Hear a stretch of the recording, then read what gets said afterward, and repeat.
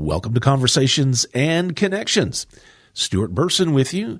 We're the official podcast of the Family Crisis Center of East Texas, and I am the prevention coordinator for the agency.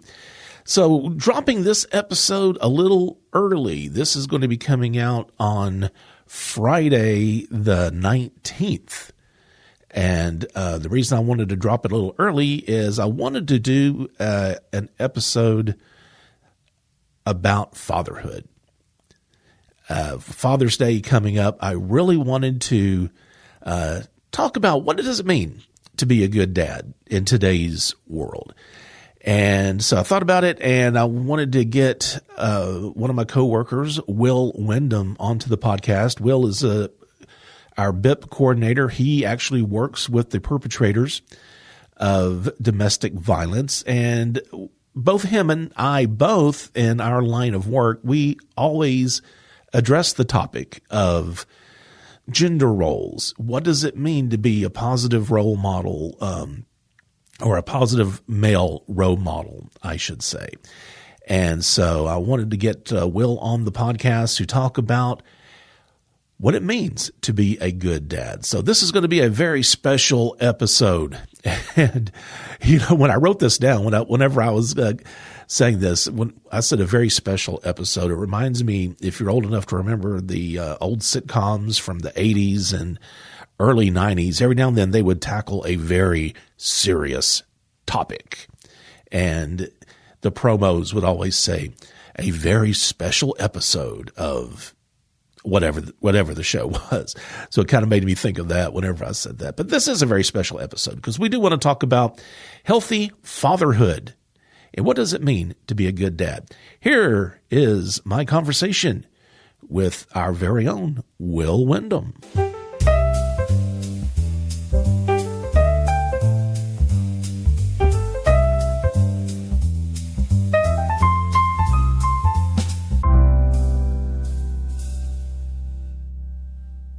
Well, Will, I know you and I share office space, but this is the first time that you've actually been here to utilize the new podcast studio. Yeah, it's awesome in here, man. I dig it. and we're probably two coworkers of all of our coworkers. We probably see each other the most because we're kind of separated from everyone else, and so we pretty much see each other almost every day. Yeah, and we get graced with the awesome podcast room over here, so folks don't get to see that quite as often. But yeah, we flying solo over here 90% of the time. So, I wanted to do something special for Father's Day, and I thought about you just simply because you and I both kind of share a little bit of the same responsibilities, I guess, as far as going out into the public, talking about, amongst other things, healthy masculinity, positive gender roles, things like that. And then, of course, with you being part of the BIPP program, you're working with men, solely men, yes, all the time. And, I guess being a quote unquote a good dad, I guess it's kind of subjective. I mean, I guess with every person, it's their idea of being a good father is a little different, but some things I think we could probably all agree on. Sure. To a certain extent. Well, what would be your elevator pitch, I guess, is the best way I can describe it, that makes someone a good dad, or what does it mean to be a good father? Yeah, I think across, our curriculum and really just the informal way that when we talk to men that we see when we do ask about, are you involved with your kids? Do you have kids? What's the status of that? Is our short speech is to show up, right? That's the biggest piece of parenting, the biggest piece of fatherhood. Of course, so much of this stuff is just really simple and intuitive. But I think that we know, and you could probably find research that spells it out a little better, but just showing up is probably the essence that's where the first step of being a good father starts, right? I think it's that simple. When you say showing up, what is that? I think, just being involved, right? I think being emotionally present, being involved, you're a physical presence. I think we hear so many people that say they grew up without a father, right? And without specifically asking, what do you mean by that? I think most of the time we understand that, single mom was filling both roles. We had a conversation with a BIPP, a guy who completed BIPP this last week, and he would tell us a story where, his mother was both the mother and the father. And while it's a really inspirational story to listen to him talk about the things he took away from his mother from that, what still is underscored by that is all the issues that come with having to take one parent fill both roles, right? Right. And, when you mentioned showing up and being there, that song, I don't know if it's from the 60s or 70s, Cats in the Cradle. Yeah. And if you don't know what I'm talking about, look it up, because that's a song that pretty much sums up a dad, I guess, kind of paying the price for not being there with his son as his son is growing up. And I guess, the importance, one of the things I think about, and I guess I'm coming into this from a unique perspective, talking about fatherhood, not being a father myself, but one would think, I get, being a good father, it's more, it's having a good relationship with your kids. It's not just checking the boxes. Okay, well, I showed up to soccer practice. Check. I tucked the kid in bed. Check. It's actually talking with your kids. And I want to make sure that when we talk about this, I'm not just talking about, and we're just not talking about father-son relationship. Sure. We're talking about father-son, father-daughter, relationships with their child. But I think it's, how many dads just really have what they would call a relationship with their kid? Yeah, it would be interesting to go out and just, you have to wonder, we do work with men around mostly relationships with intimate partners, but they all have children.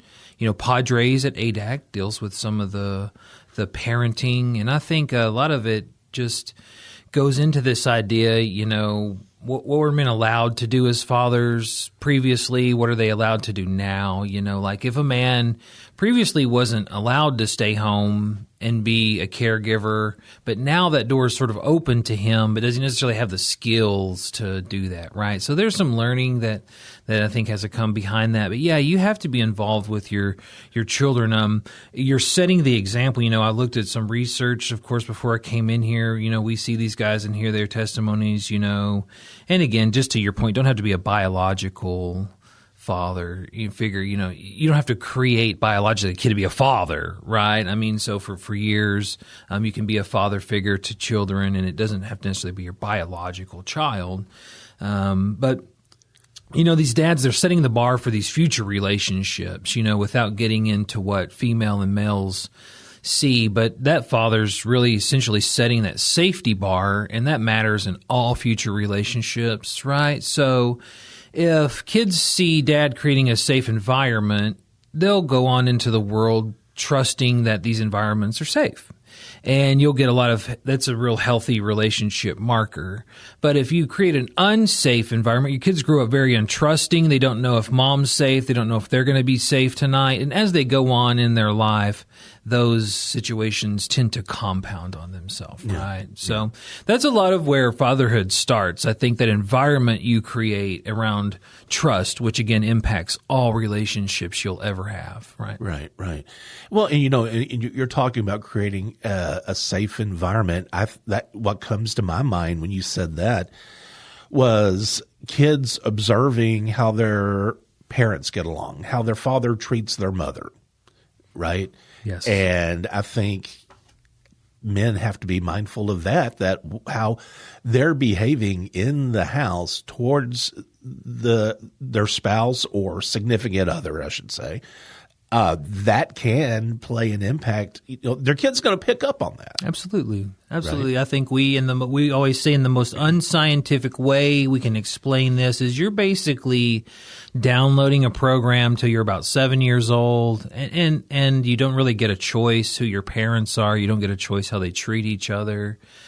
So that really boils down to the accountability on the parents, right? But kids definitely watch how, dad treats mom and how mom treats dad and how those relationships go. And again, back to that whole thing, if that's a safe situation, then it's much more, much healthier for the kid. But basically being unsafe all the time or worried as a kid, whether dad was going to come home intoxicated and the cops were going to show up, right? We hear these stories all the time. And of course, these things tend to lead to finding partners that are the same, right? Men tend to reflect the way their father is. They're going to mirror their father, and then research will tell you that women are going to go and look for the same safety level provided by their dad. I guess, and that was one thing I was going to bring up. Is it a cliche? Is there truth to be said about daughters seeing how their father treats their mother?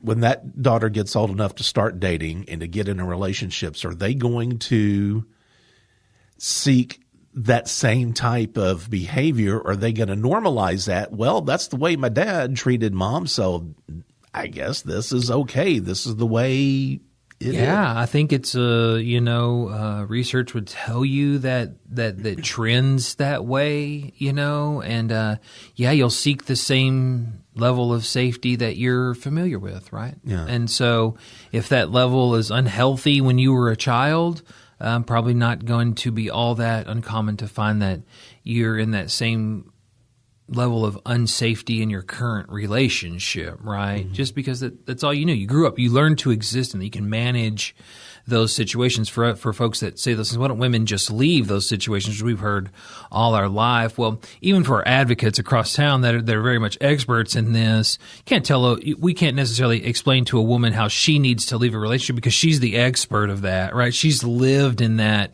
situation. She knows how to keep herself safe and get out. We provide encouragement, but we certainly don't have the answer for how she should leave. Yeah. When you talk to your guys in BIPP, and if you're not familiar with BIPP, BIPP is the program here at the agency that works with perpetrators of domestic violence. When you talk to these guys, is it ever brought up how they saw their fathers treat their mothers?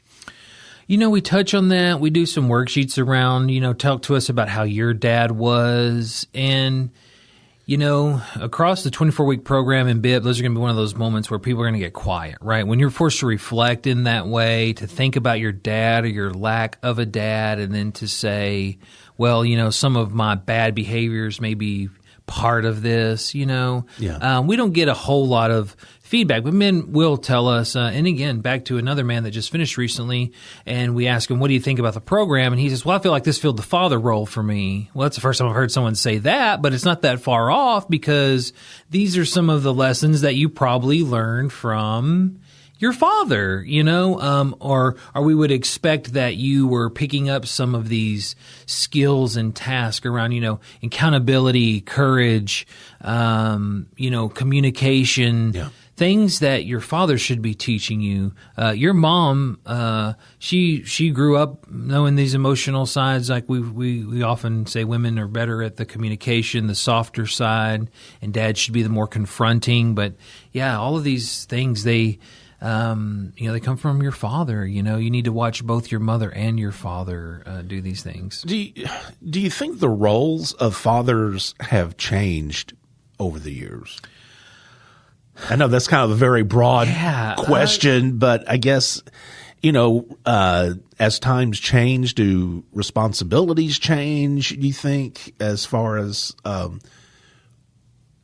roles a man needs to do to fulfill that obligation of being a good dad? I think maybe attitudes around it, change. But what father should be has probably been, pretty consistent across time, right? That provide the safety, provide the food and things. But again, back to that situation, the conversation about a few more doors have been opened for men. You're a little bit, you're allowed more socially acceptable to be that, house husband, as they like to say.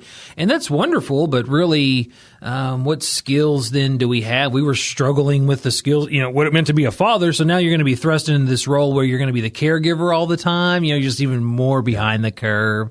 But I think these doors are open. We're okay with men being like, hey, look, I tote 3 kids around all the time. I've got the Volvo van out here and I'm taking care of these kids. Hey, we're going to, we build that up, we encourage that participation with your kids. We do ask men, hey, are you involved with your kids? And encourage that, if it isn't currently happening. But is it different being a dad if the child is in a 2-parent household versus a 1-parent? And I guess what I mean is when the dad is there every day, to help tuck the kids into bed versus, and there's a lot of families out there that are single parent.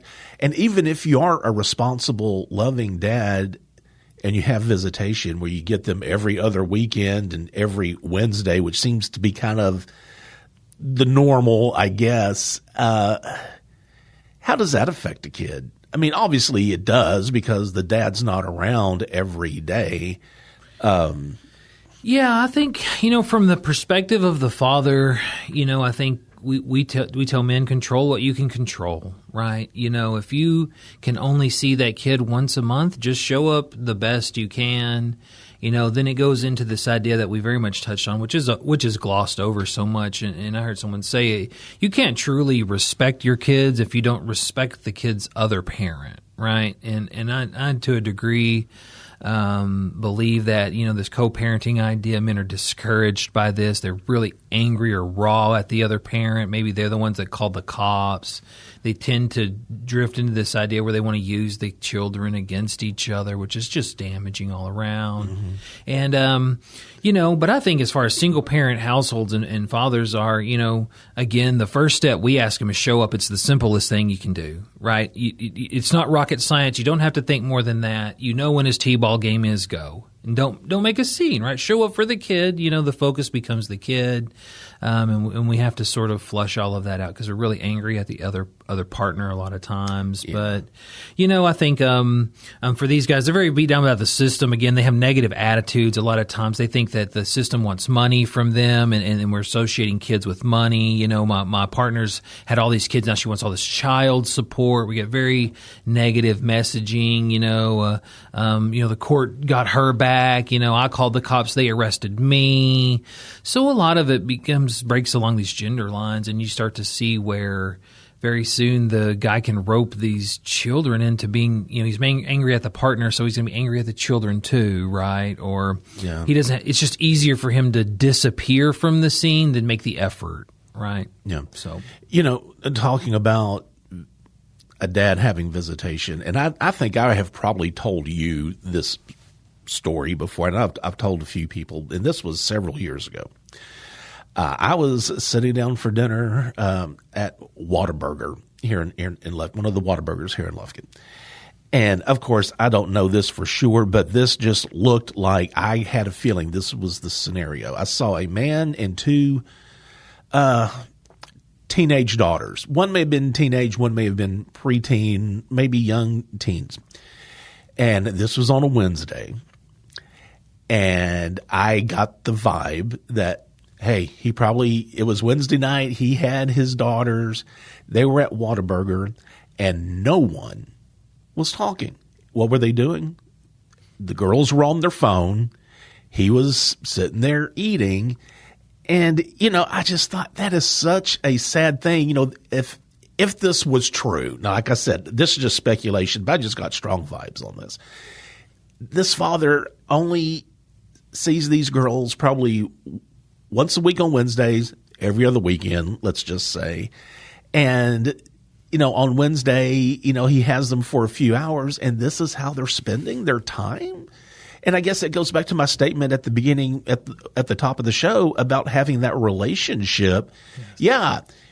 he was checking off the box. Okay, I got the kids. I'm going to take them to eat. But what kind of relationship were they having? I think, when you trace fatherhood back to its very origin, anybody can create a kid, right? Anybody. Fatherhood isn't something that happens to you. You know what I mean?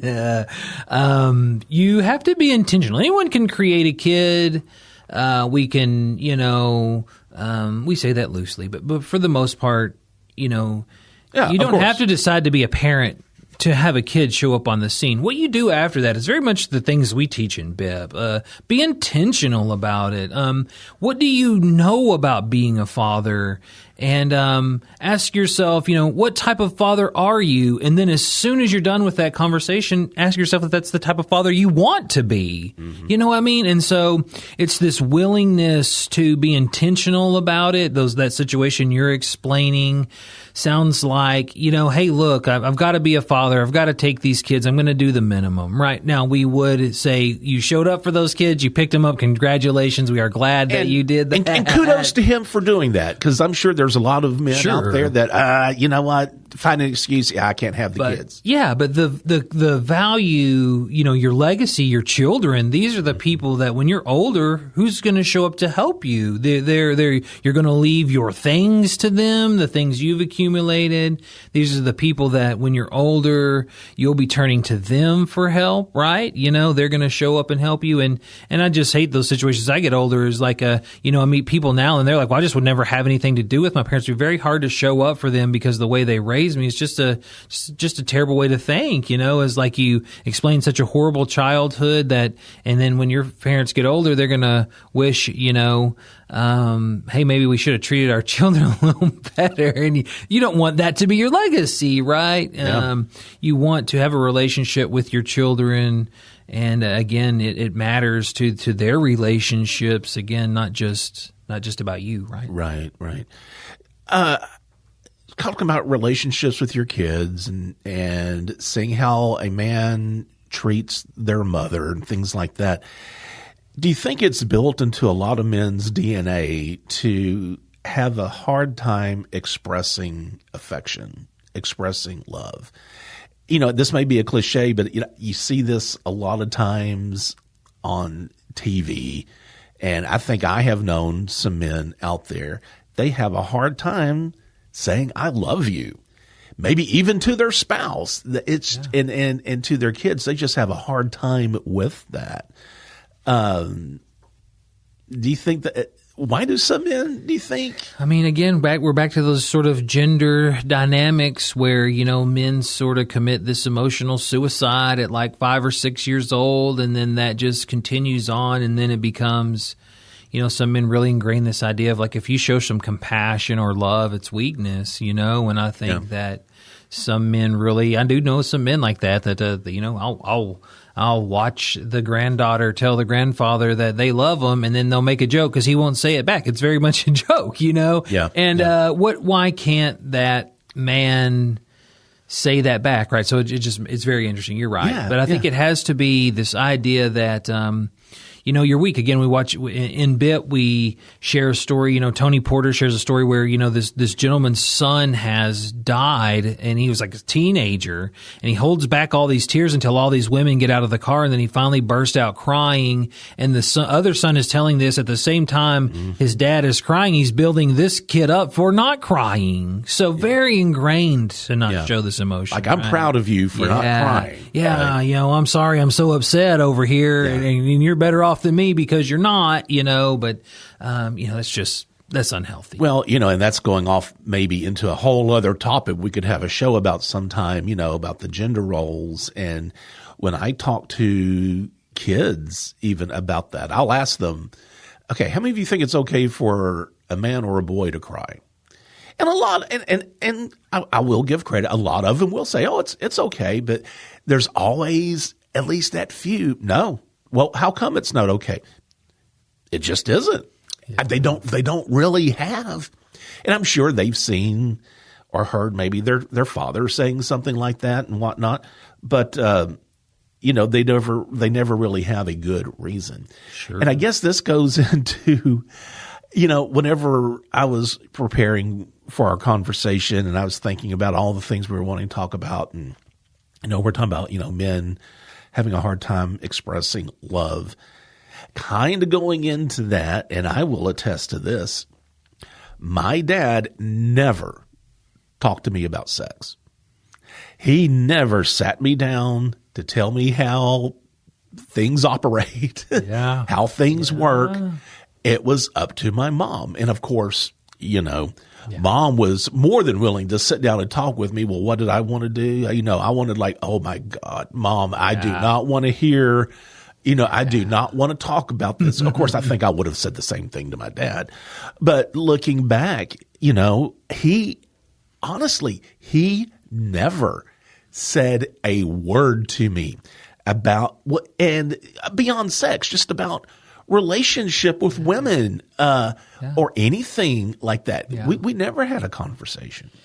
Yeah. I look at those scenarios in my life and I think of that, those stories about my dad. And I think in my personal opinion, he didn't know what he was doing either. He was winging it. He just was winging it too, and he never asked, I think, this education, men weren't allowed to ask. I mean, I think 10 or 20 years ago, you would be probably shamed for saying, well, I care about my relationship with my wife and I want to make it better, which wouldn't have been a popular thing to say. Still might not be a popular thing to say, Yeah. But, again, it doesn't matter. But yes, back to a video I saw that just brings this point back. When a kid is born, has no inherent idea or programming on how to either be a boy or a girl, right? If it's biologically a female, that female has no idea how to be a female or a male in our society. It learns all of that, right? Gets pink or it gets blue, starts very early, learns what that means.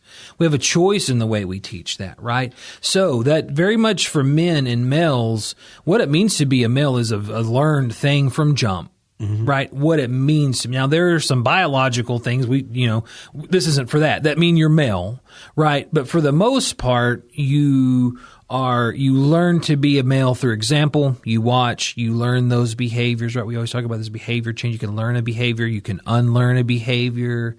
Being a male or being a man in this society is very much a learned thing. And a lot of times you didn't have a lot of choice, right? Up to about 7 or 8 years old. And then if you wanted to fit in, you still had to make these negative choices to just quote unquote be a man. Right? Yeah. And so we arrive here today. A lot of these men we see, they've lived under this sort of guise all these years, and you just have to remind them. And that's when we do BIPP in a group. It's okay to not live up to these things anymore, right? It's okay to be emotional. In fact, if you're going to survive in your relationship with your kids, if you're going to be a father, you're going to have to be emotional. You're going to have to access your emotions. You're going to have to learn to leave the anger behind, right? And learn what's really going on. Yeah.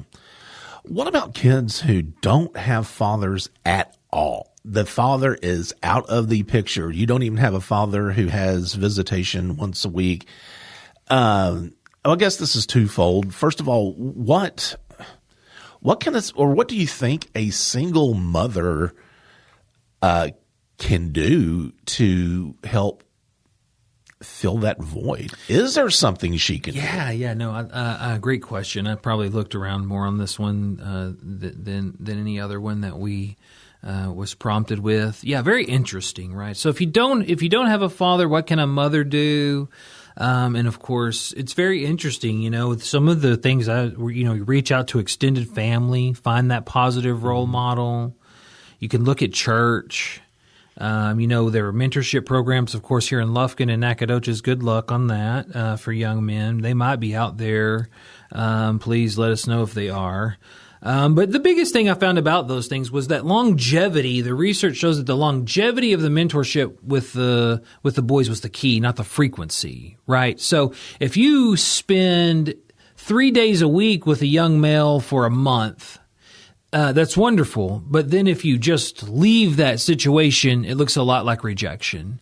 And that's where the struggles are already with these one-parent households, right? Because as a kid growing up, you start to begin, where's dad?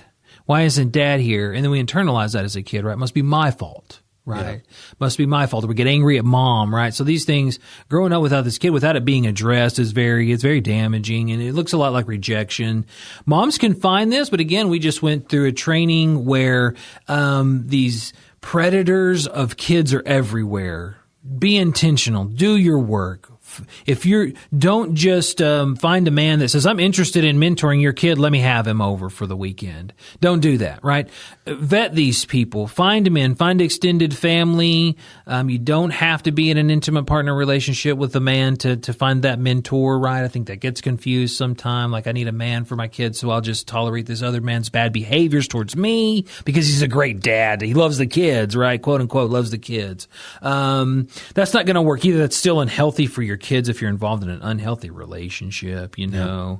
But I think with that, if you're looking for, get that kid into some sports, maybe he doesn't like sports, we can find other groups with positive male influences. But again, you do have to vet that. And I just, from teaching BIP and being around this, that's probably a tough task for women. Hey, look, ma'am, you need to take this man, your young boy, around a bunch of other men. And we just all know the dangers that come with that. Or what do men assume when a woman's asking you, hey, man, do you mind mentoring my kid? Right? Don't confuse the care for the kid for the interest in a romantic relationship, right? Which is what happens so often here. But yeah, those are places, again, look at extended family, uncles, cousins, some males in your family maybe that are positive.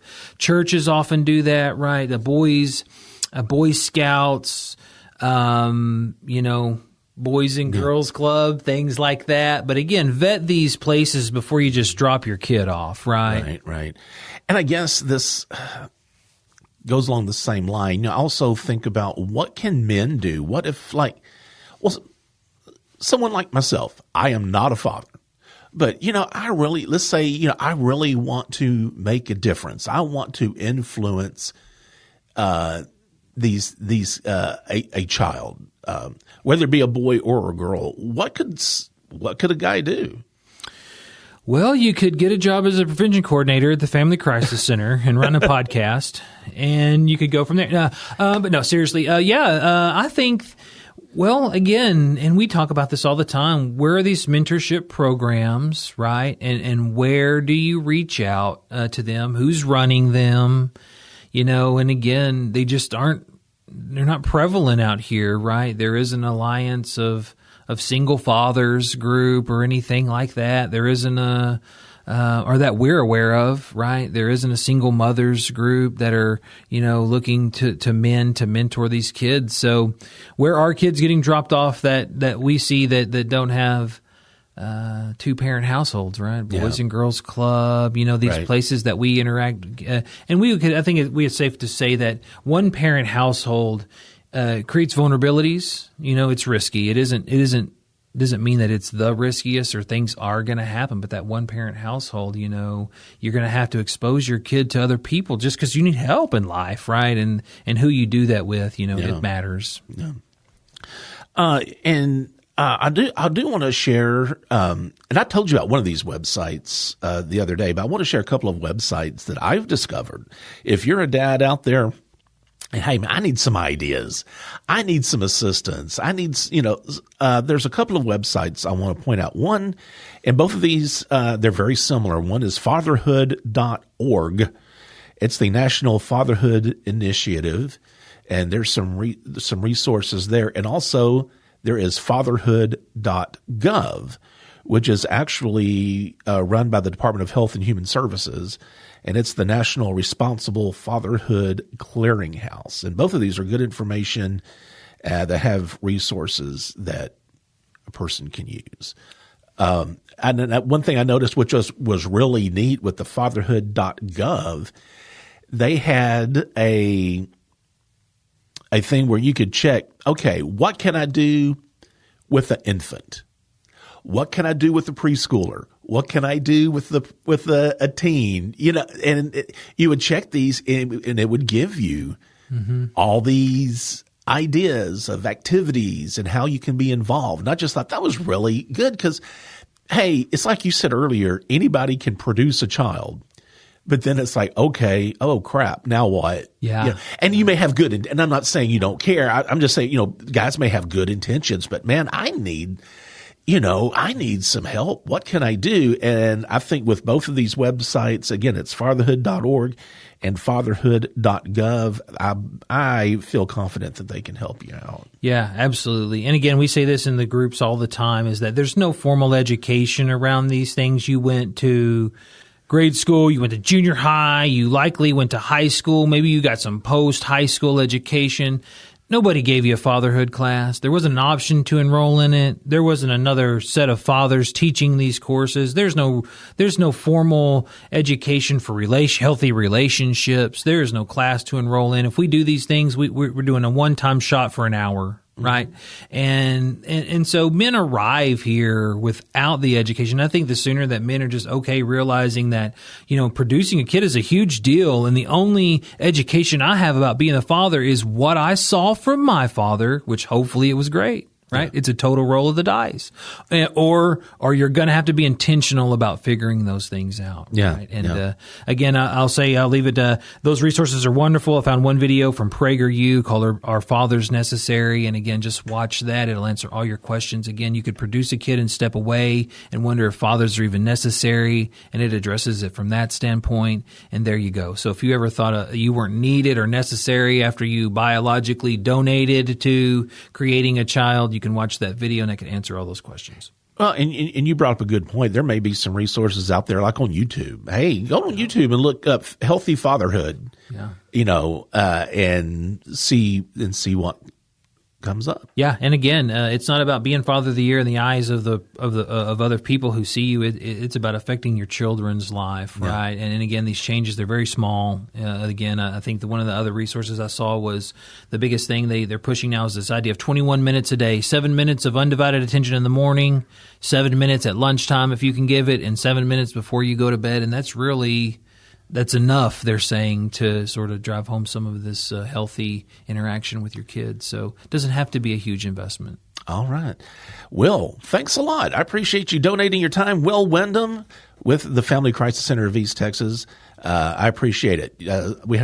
I really enjoyed the conversation. Yes, thanks. Thank you. All right. And if you believe you need the services of the Family Crisis Center, we do have our toll-free number. That's 1-800-828-7233. And also, if you have any questions, comments, suggestions about what we can do with the podcast or about any of the topics that we talk about, you can email us at conversations@fccet.com.